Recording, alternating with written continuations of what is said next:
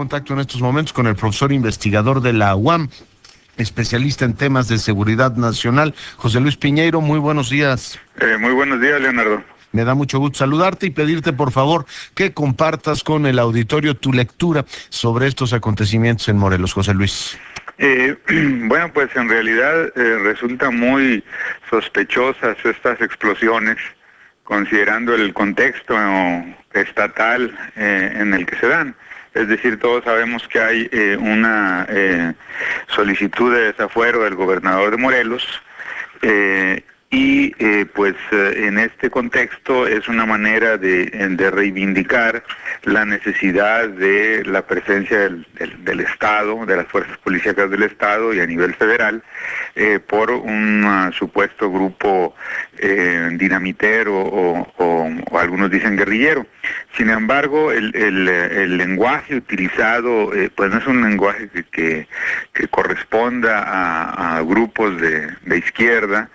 Y yo creo que más bien son de esas situaciones de un contexto en donde se busca legitimar al poder estatal, gubernamental, en este contexto de desafuero. ¿Tanto así? Recordemos que también hay todavía fuertes sospechas del atentado o autoatentado que en el contexto de elecciones estatales se da en Oaxaca contra el gobernador Murat, ¿no? Sí, pero aquello fue así como muy burdo desde el principio, José Luis. Evidentemente no discuto tu hipótesis principal, simplemente me asombro. Aquello fue muy burdo desde el principio y ahora, bueno, pues al ver que explotaron las 3 bombas y parte del lenguaje del comunicado, en todo caso, si fuese una fabricación, está mucho mejor hecha que el presunto atentado de Murat.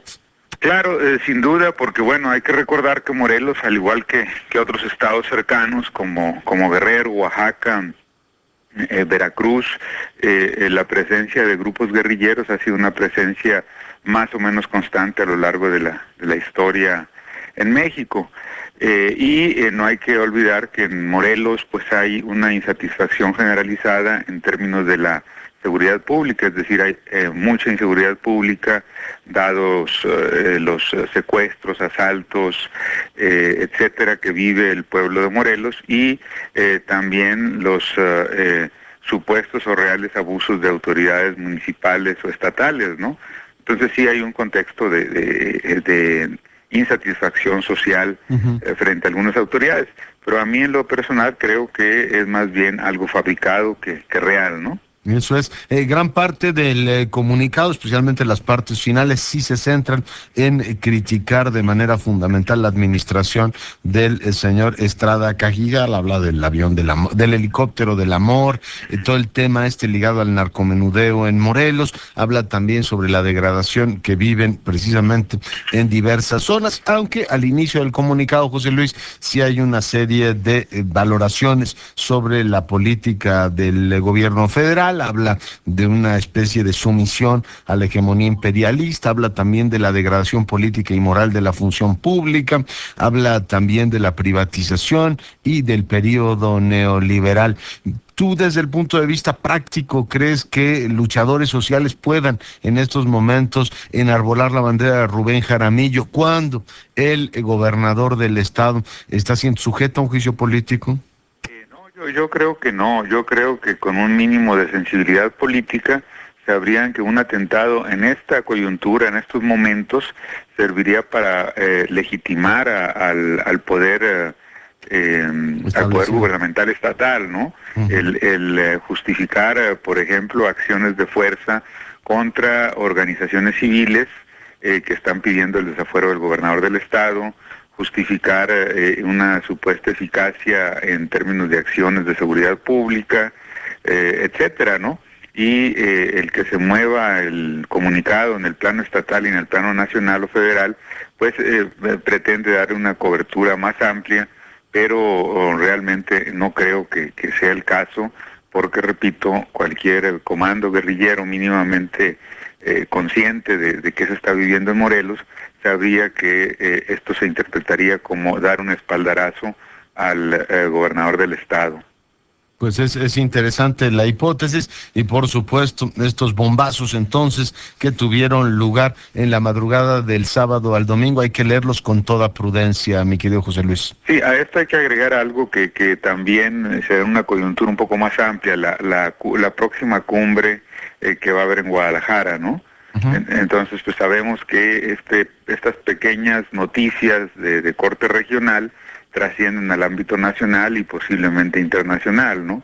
Entonces, sería enviar señales muy equivocadas y que no tendrían mayor repercusión frente al contexto de esta cumbre que se inicia en Guadalajara este mismo día, ¿no? ¿Este tipo de cosas podrían poner en riesgo la cumbre?